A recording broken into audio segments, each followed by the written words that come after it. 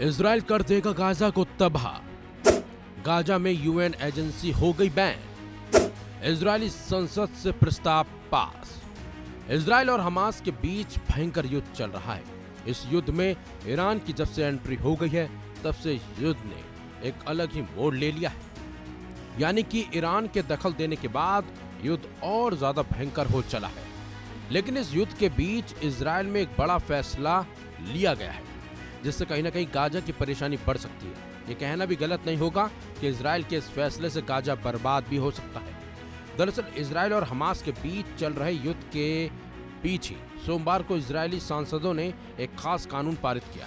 इस कानून के तहत गाजा में सहायता पहुंचाने वाली संयुक्त राष्ट्र एजेंसी के काम में बाधा पहुंचेगी। इस कानून के पारित होने से यूएन की मुख्य एजेंसी गाजा के लोगों को मदद नहीं पहुंचा सकेगी। इस कानून के तहत यह एजेंसी इजरायली धरती पर काम नहीं कर सकेगी।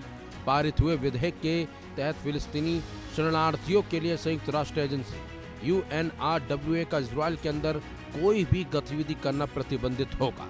हालांकि यह प्रतिबंध तुरंत प्रभावी नहीं होगा। बताया जा रहा है कि अब फिलिस्तीनी शरणार्थियों के लिए काम करने वाली एजेंसी इजराइल में कोई भी सेवा नहीं दे पाएगी। इजराइल UNRWA की सालों से कठोर आलोचना करता रहा है। अब विधेयक के पक्ष में सांसदों ने 92 और विपक्ष में 10 वोट डाले।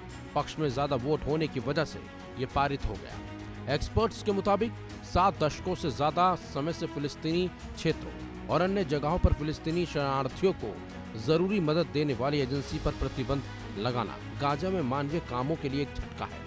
UNRWA की प्रवक्ता जूलियन चौमा ने विधेयक के पक्ष में वोटिंग किए जाने की निंदा की है।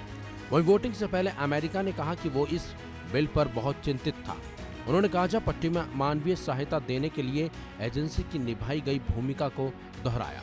वॉशिंगटन ने 15 अक्टूबर को इजराइल को चेतावनी दी थी कि उसके पास गाजा पट्टी तक पहुंचने वाली सहायता की मात्रा बढ़ाने के लिए 30 दिन का समय है, वरना वो कुछ सैन्य सहायता रोकने पर विचार करेगा। वह इजराइल के UNRWA के संचालन को बंद करने पर विचार किए जाने पर ब्रिटेन के विदेश सचिव डेविड लैमी ने भी गहरा दुख जताया है।